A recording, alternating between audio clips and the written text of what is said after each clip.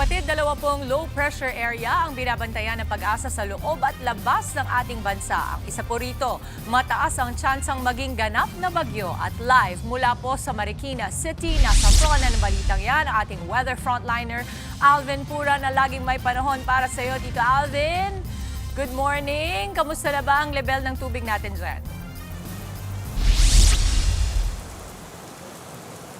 Good morning, Mami Dims, at good morning mga kapatid. Nandito nga tayo sa Marikina River sa may bandang Santa Elena, Barangay Santa Elena. At kita sa aking likuran yung ating water level. Kahapon, umabot pa yan sa halos 17 meters. So nag-second alarm pa tayo.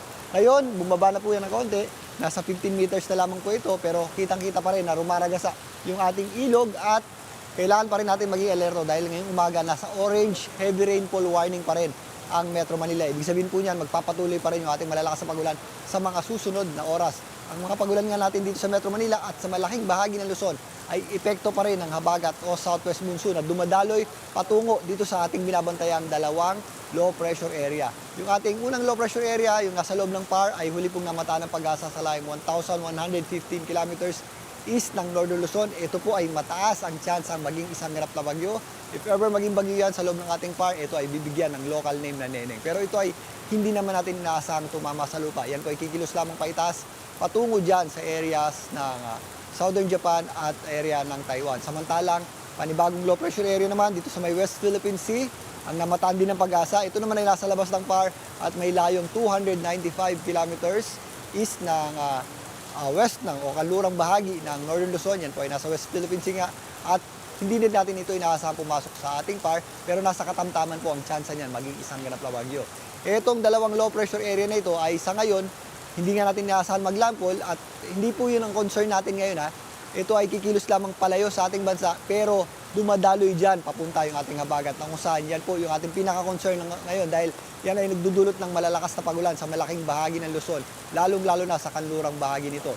Dahil nga sa ating habagat, posible pa rin yung ating halos walang tigil at walang humpay na pagulan sa mga areas ng Benguet. Kasama dyan ang Baguio City, La Union, Pangasinan, Zambales, Bataan, kasama na rin po dyan ang Occidental Mindoro. Samantalang, ang mga kabundukan ng Cordillera, kasama dyan ang Abra, ilang bahagi ng Central Luzon, kasama na dyan ang Nueva Ecija, Nueva Vizcaya, Pampanga, Tarlac, maging ang area ng Bulacan, posible pa rin yung ating mga manakanaka o yung ating patigil-tigil, minsan may kalakasan na pagulan dahil sa epekto pa rin ng habagat.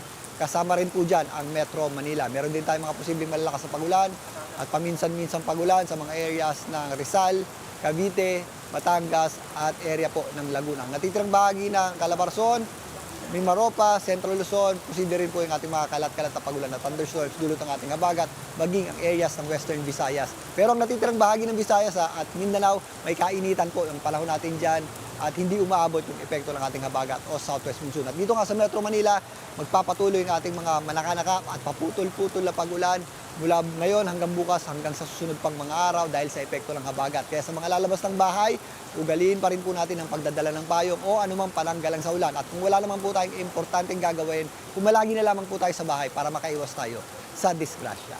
At yan muna ang latest sa ating lagay ng panahon. Muli ito po ang kanyang weather frontliner, Alvin Pura, lagi may panahon para sa iyo. Maraming salamat, Alvin Pura, live na live from Marikina City. Mga kapatid, dito Alvin Pura po na laging may panahon para sa iyo, umaraw man o umulan, dapat laging handa. Kaya para maging updated sa pinaka-latest weather updates, mag-follow at mag-subscribe na sa social media pages ng News 5.